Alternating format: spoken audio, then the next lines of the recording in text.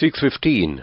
This is the Sri Lanka Broadcasting Corporation. Here is the news edited by Lakshman Fonseca and read by J. Yogaraj. First, the headlines. The Prime Minister says the local government bodies will receive additional resources to implement innovative projects. Sri Lanka has received over 200,000 tourists in December alone. Plans are underway to promote export agriculture in Anuradhapura district. A special traffic plan in Colombo today to avoid inconvenience during the 31st night. 10,000 houses are expected to be built around Colombo next year. News overseas. Venice is to ban loudspeakers and tourist groups of more than 25 people. And those are the headlines. Prime Minister Dinesh Gunawardena says the local government bodies will receive additional resources to implement new innovative projects. He said funds and other beneficiaries will be provided for the local government bodies starting from next year. Prime Minister said this, and the public's unity is more powerful than in the government's program. He added that the people's unity helped the government to promote agriculture and grow more food crops. Speaking at a gathering in Rukmalgama, he stated that the country's unity enabled us to withstand the difficult times and that the friendly countries also had faith in Sri Lanka's ability to recover quickly. He also said that the difficult period is already over.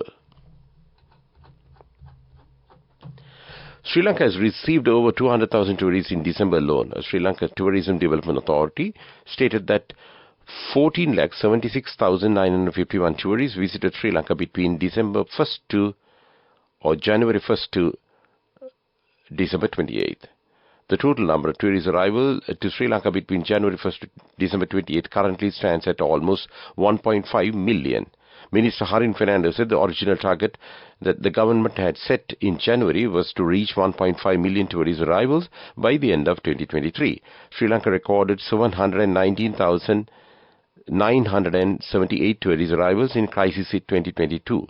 Sri Lanka has unveiled plans to roll out its global tourism marketing campaign urging tourists, saying that you will come back for more, marking the first such campaign since 2007. This news comes to you from Sri Lanka Broadcasting Corporation.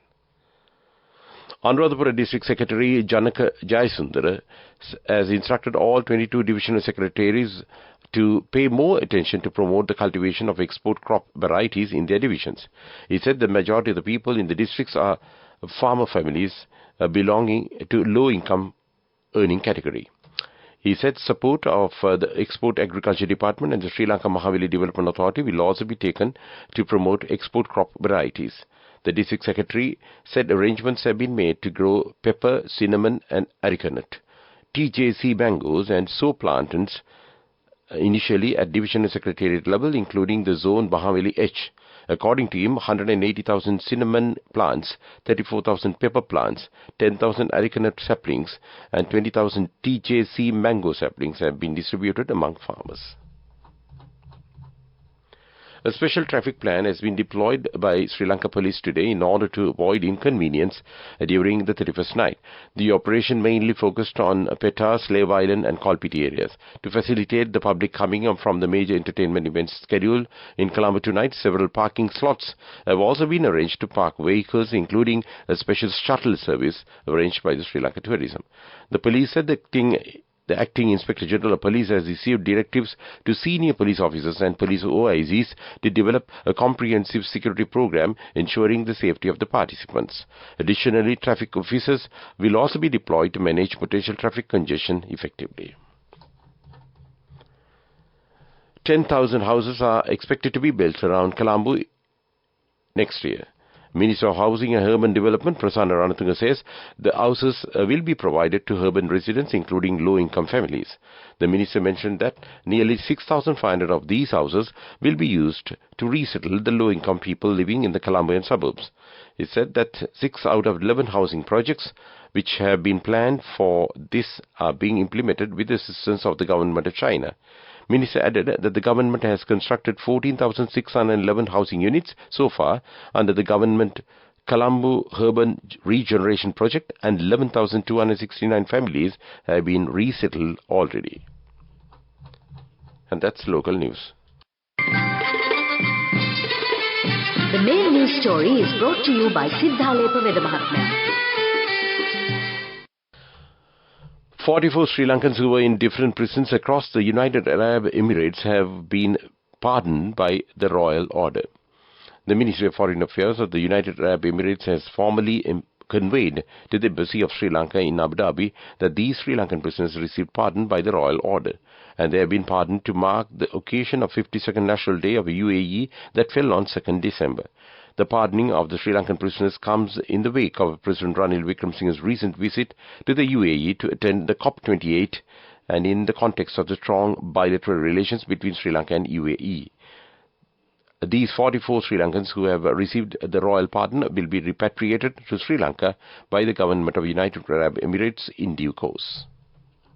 The main news story was brought to you by Sinhala.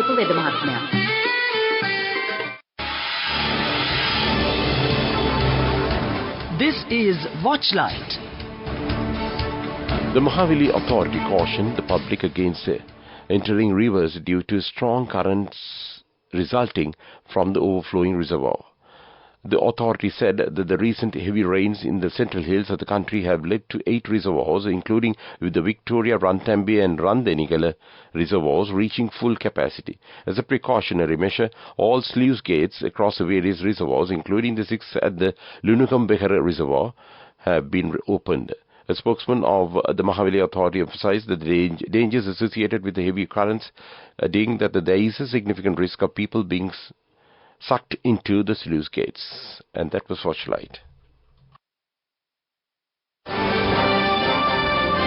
Coming up, world news. In world news headlines, Venice is to ban loudspeakers of more than 25 people. Switzerland's capital is examining a pilot scheme to allow the sale of cocaine for recreational use. Mercy Corps warns of catastrophic hunger and starvation in Gaza. And those are the headlines. Venice is to ban loudspeakers and tourist groups for more than 25 people in a bid to ease the impact of mass tourism on the Italian city. The new rules will come into effect from June next year, the city said in a statement. The use of loudspeakers have been banned as they can generate confusion and disturbances, it added. Over-tourism is widely recognized as an urgent issue for Canal City, one of the most visited places in Europe. Switzerland's capital is examining a pilot scheme to allow the sale of cocaine for recreational use, a radical approach to the war on drugs that is not thought to have been tried elsewhere. Parliament in Bern has supported the idea, which still needs to overcome opposition from the city government and will also require a change in national law. Drugs policy around the world is evolving, with the U.S. state of Oregon, for example, decriminalizing possession of small amounts of cocaine in 2021 in favor of drug treatment. The international aid group Mercy Corps has warned that 500,000 people face catastrophic hunger and starvation in Gaza. They issued the statement a week after the UN Security Council voted on a resolution to increase humanitarian aid. Kate Phillips Barroso, Vice President of Global Policy and Advocacy for Mercy Corps, said the amount of life-saving goods being allowed inside Gaza is a drop in the ocean. She added that it has not yet increased to the level necessary to meet Gazans' basic and critical needs. And that's world news. Development news. The Ministry of Agriculture and Plantation Industries is now taking steps to cultivate king coconut as an export crop. Ministry of Agriculture said there is a good demand in the United Arab Emirates for king coconut from Sri Lanka, and 200 containers of king coconuts are exported to the country a month. A king coconut from Sri Lanka sells for the equivalent of 2,500 rupees in UAE coastal regions, Agriculture Minister said. He added that the demand had recently tripled. He added many countries have tried to grow king coconut, but all those efforts have failed, and the tastiest ones in the world are from Sri Lanka. Moving on with sports news. The Sri Lanka Volleyball Federation is ready to conduct 2 international-level volleyball tournaments in Colombo 2024. The secretary to the Federation, A.S. Nalakas, stated that the Federation will conduct these 2 tournaments to promote the tourism industry in the country. He said initial discussions are now being conducted with Sports Minister Harin Fernando. And that was Sports News. On the first day of the new year 2024, when you make your first deposit in any SPE, you will receive a token gift. May this new year bring you happiness, joy, and abundance of savings. National Savings Bank. Business News, sponsored by National Savings Bank, the safest place for your money. Sri Lanka Egg Producers Association says a program to increase the local egg production will be launched soon. Executive Director of the association, S.M. Premaratna, said a large amount of foreign exchange is spent to import eggs at present. He said when the country is faced with an economic crisis, the attention of the government authorities have to be focused in this regard. At a meeting held at Kurunagala Agrarian Services Centre, he said that unemployed youth should be encouraged to start poultry farms and provide them with facilities. And that was Business News. Business News, sponsored by National Savings Bank, the safest place for your money. On the first day of the new year 2024, when you make your first deposit in any SPE, you will receive a token gift. May this new year bring you happiness, joy, and abundance of savings. National Savings Bank.